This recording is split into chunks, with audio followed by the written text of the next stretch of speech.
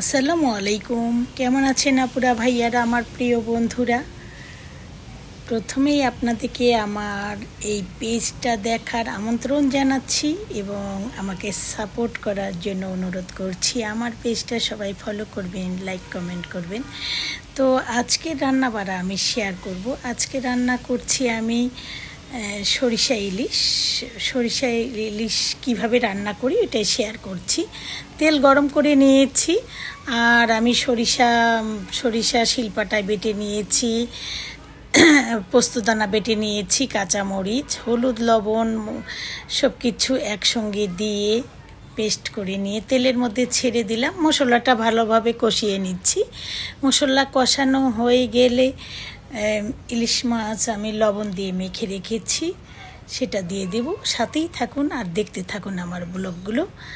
তো অনেক দিন থেকে ইউটিউবিং করি, আসলে সেভাবে রেগুলার করা হয় না দেখে আমার চ্যানেলটা এগিয়ে যায় না।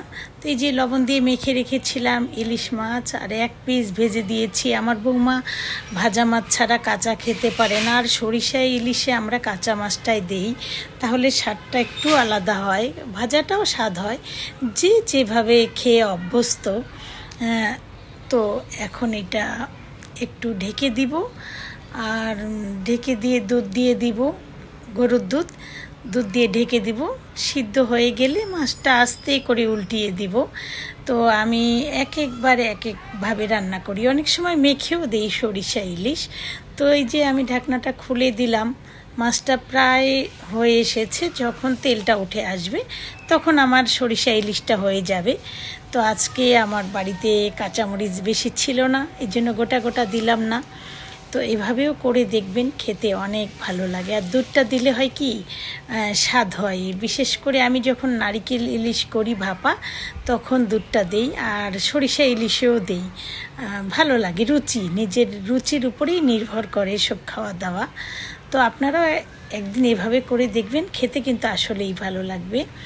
তো আর আজকে রান্না করেছি যা যা শেয়ার করব। তো আপনারা আমার পেজটা যদি ভালো লাগে শেয়ার করে দিবেন। তো এই তো, যারা আমার মতো ছোট ছোট ইউটিউবার ব্লগার আছেন তারা আমাকে সাপোর্ট করবেন। আমি প্রত্যেক দিন সবার পেজেই লাইক কমেন্ট করে আসি, ফলো দেই। কেউ আমাকে ফলো করুক আর না করুক, আমি ফলো করে যাই যেগুলো পেজগুলো ভালো লাগে। বিশেষ করে ছোট ছোট পেজগুলো এখন দেখি, কারণ বড় পেজ দেখে কোনো লাভ নাই। বড় পেজরা তো উপরে উঠে গিয়েছে, ওরা কখনো ছোটদের দিকে ঘুরেও তাকায় না, কমেন্টের উত্তরও তো দেওয়া দূরের কথা।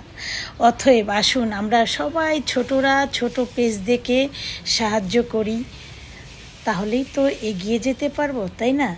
তো এই তো আমার সরিষা ইলিশ হয়ে গিয়েছে। এখন রান্না করব, শাক ভাজি করব।